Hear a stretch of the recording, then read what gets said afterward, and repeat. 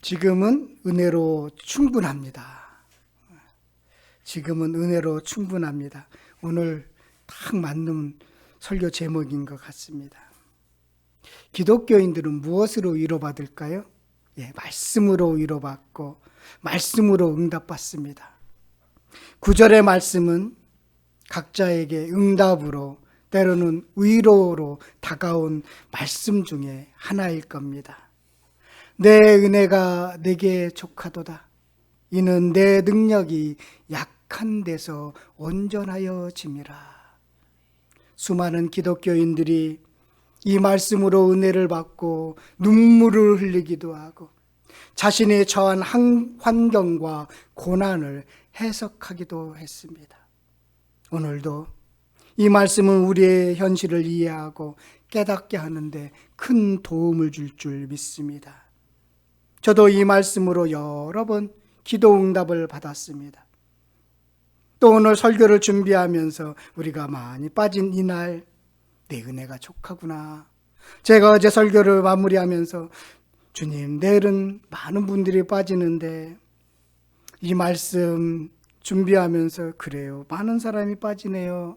그러면서 자꾸 9절 말씀이 내 은혜가 족하다, 내 은혜가 족하다 라는 그런 은혜를 경험했습니다.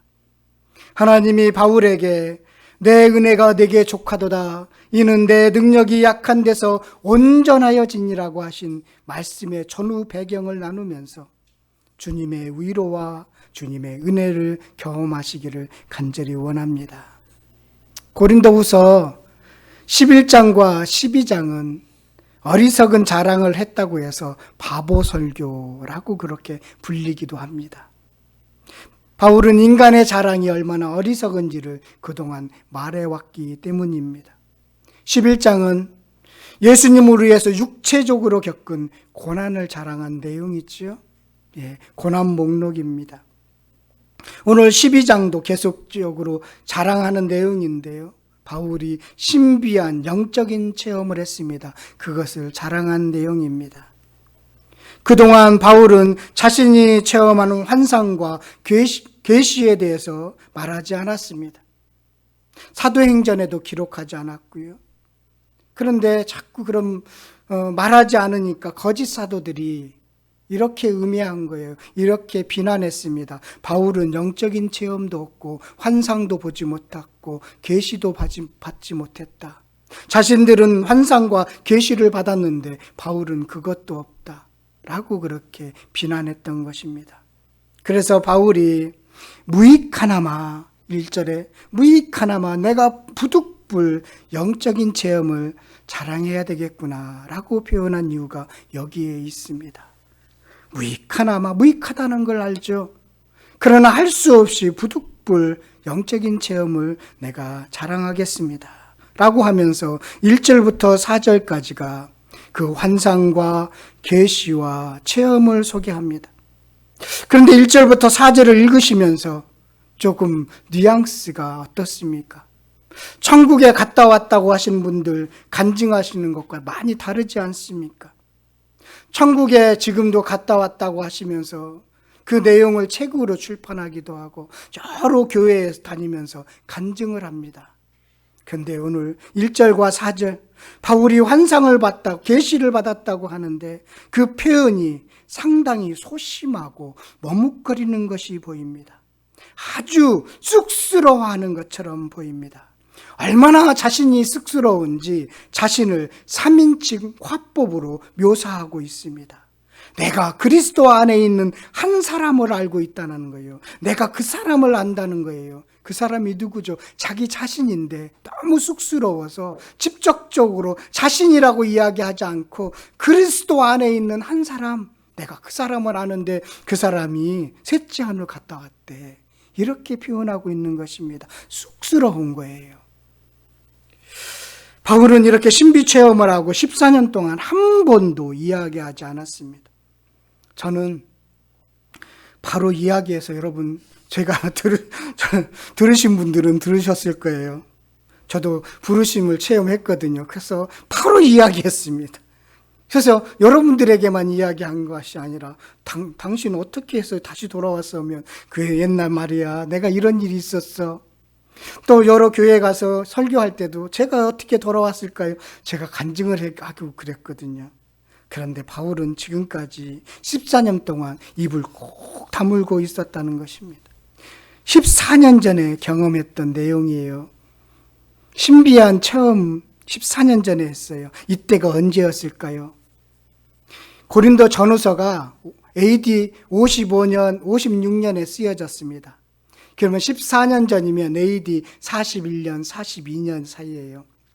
바울이 AD 35년에 다메섹에서 예수님을 만났습니다. 그리고 나서 곧바로 아라비아 사막으로 가서 3년 동안 율법과 예수님과의 관계를 정리했습니다. 구약의 예언이 예수님에게 성취되었다는 신학적 진리를 정리했습니다. 거기에서 십자가의 도를 완전히 깨달은 것입니다. 그 이후에 고향 다소에서 머물게 되었습니다. 영적인 체험을 하고 예수께 돌아왔는데 사역지가 없는 거예요. 아무도 그와 함께 일하고자 하는 사람이 없는 거예요.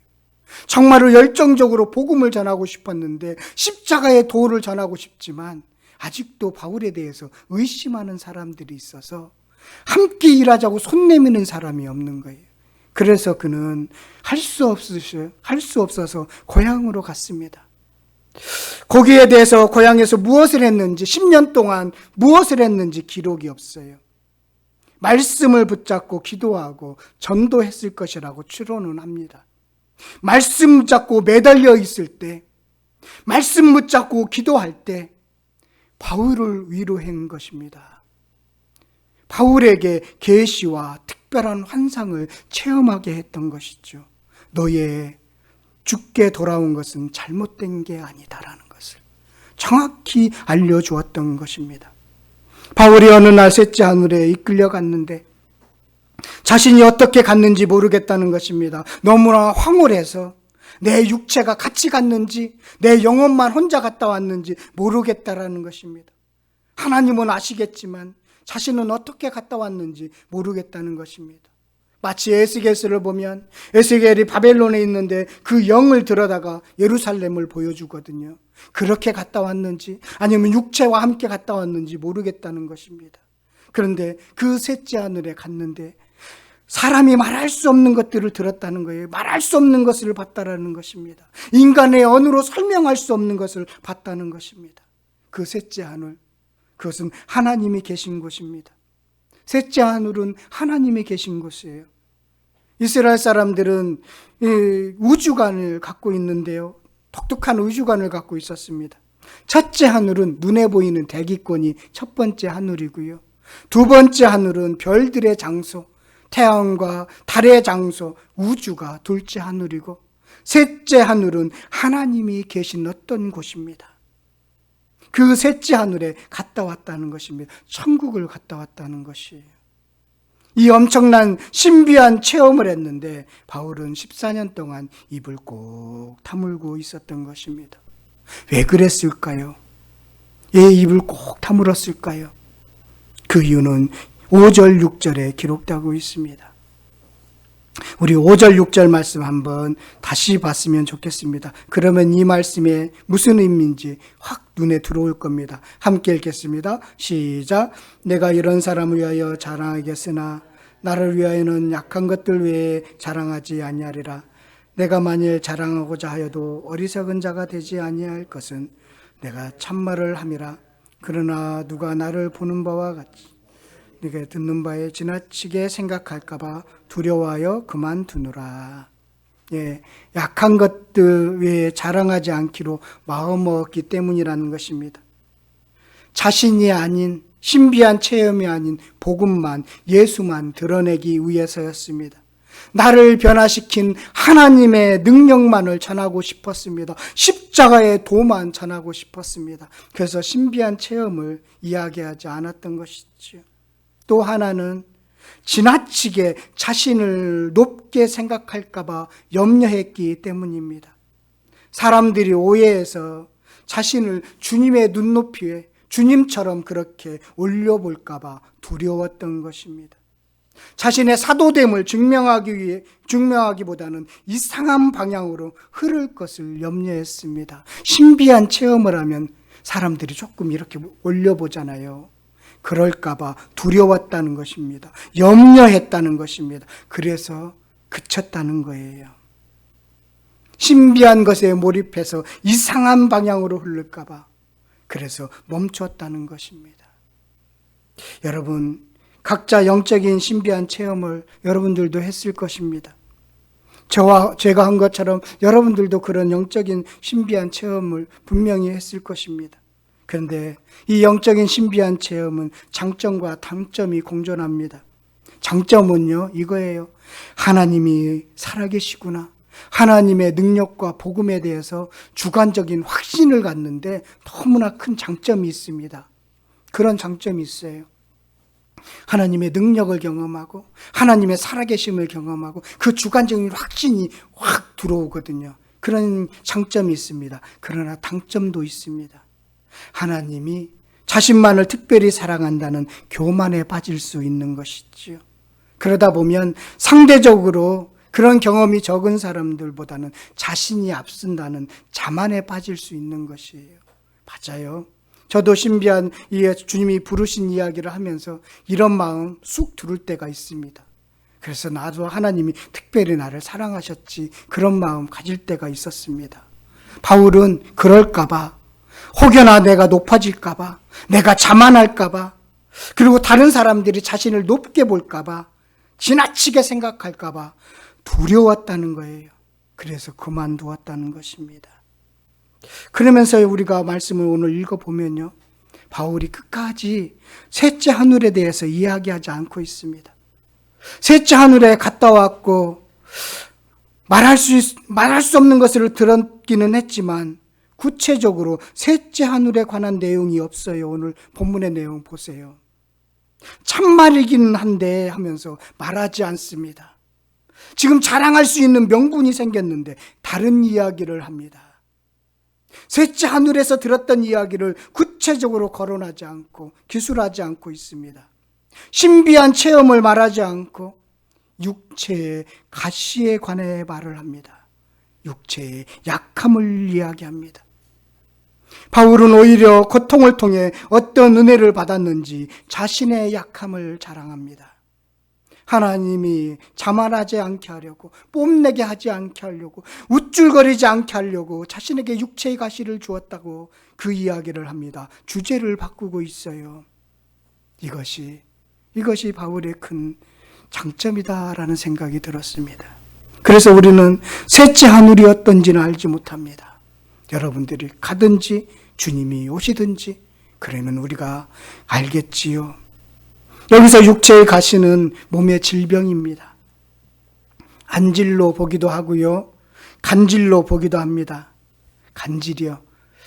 제가 알고 있는 선배가 대학교 다닐 때 뇌종암으로 이렇게 평소에 생활하다가 갑자기 쓰러지고 팍 이렇게 하는 경우가 있었어요. 그래서 참 걱정을 많이 했는데 그게 주님의 은혜로 싹 나았는데, 그 고쳐줬거든요.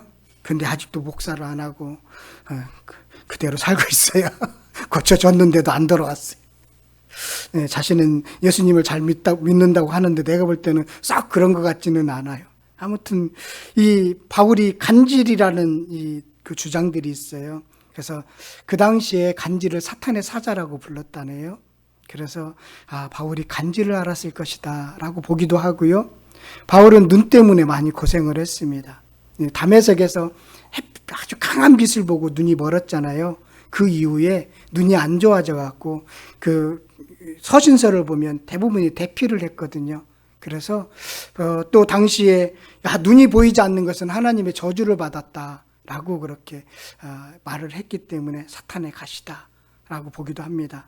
아무튼 간질로 보기도 하고 안질로 보기도 하는데 육체의 가시는 사탄의 사자라고 불릴 정도로 극심한 고통이었습니다.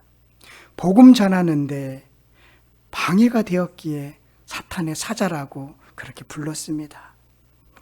나를 자만하지 않게 하기 위해서 주신 줄은 알겠는데 덕은 되지 않았습니다.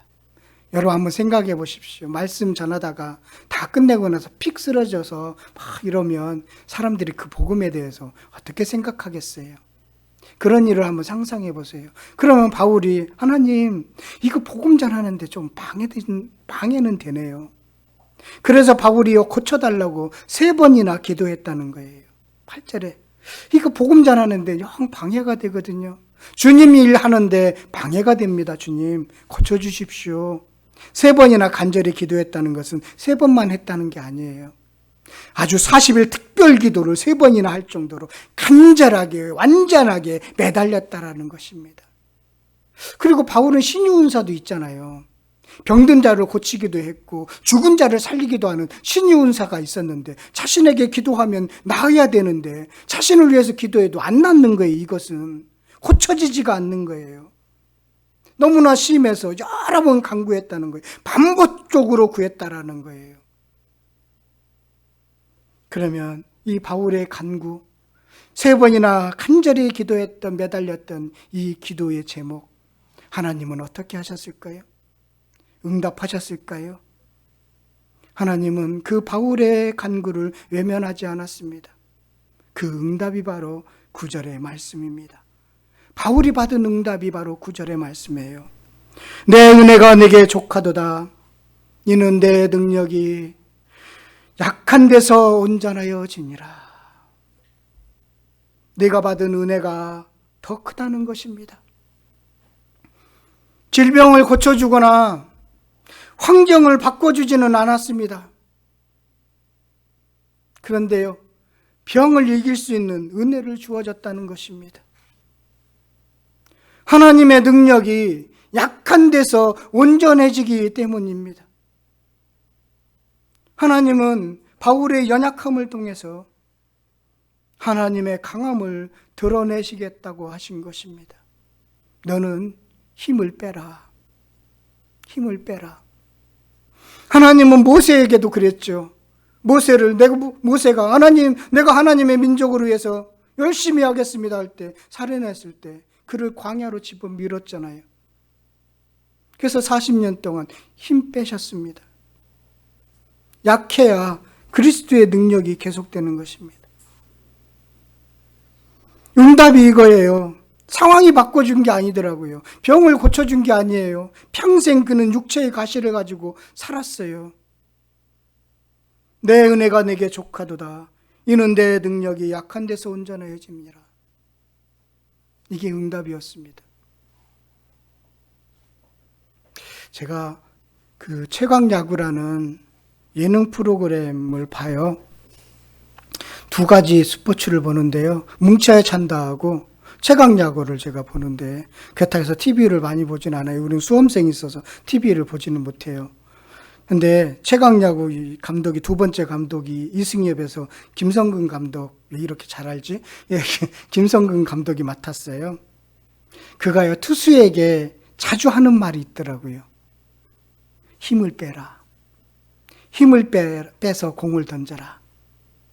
우리들의 생각할 때는 힘이 들어가야 속도도 나고 잘 던질 것 같은데, 그 베테랑 감독인 김성근 감독은 힘을 빼라고 합니다. 힘을 빼야 정확히 던질 수 있다는 거예요.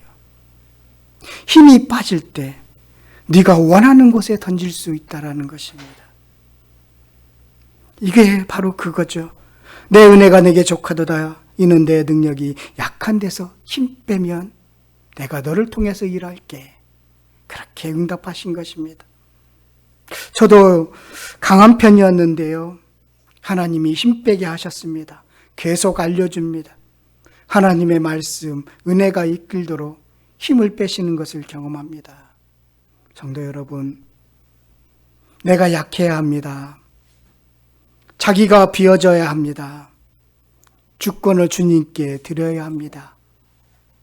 그래야 하나님의 능력이 여러분들을 통해서 나타나게 되어 있습니다. 이 말씀 여러분들 상황 속에서 은혜 받은 적 많지요? 내 은혜가 족하다. 약한 데서 너희가 온전해진다라는 은혜의 말씀, 오늘도 동일하게 함께 하기를 간절히 바라겠습니다. 그런데요, 보면 약함을 인정하면 되는데 이게 빨리 깨닫지 못한다는 것이 아이러니합니다. 철저히 부서지면 주님의 일하시는데 철저히 부서지지 못하는 것이 아이러니합니다. 하나님이 내 안에서 주장하도록 내어드리면 되는데 그것을 못하는 것이 참 아이러니하죠. 이 말씀을 들었음에도 불구하고, 이 말씀이 나에게 응답했음에도 불구하고 이것을 그렇게 받아들이지 못한다는 것이지요. 주님, 나는 할 수 없습니다. 그러나 하나님은 할 수 있습니다. 그래서 주님 안에서 나는 할 수 있습니다. 나는 고백으로 응답되기를 간절히 바라겠습니다. 바울은 이 응답을 알아들었습니다. 육체의 가시가, 약함이 하나님의 안정장치라는 것을 알아들었습니다. 하나님이 나를 온전히 복음 사역하는 데만 쓰기로 한 안전장치라는 것을 알아들었습니다. 그래서 두 가지의 측면에서 자신의 신앙생활에 적용하는데요. 첫 번째가 9절 하반절입니다. 그러므로부터 한번 다 같이 읽었으면 좋겠습니다. 함께 읽겠습니다. 시작.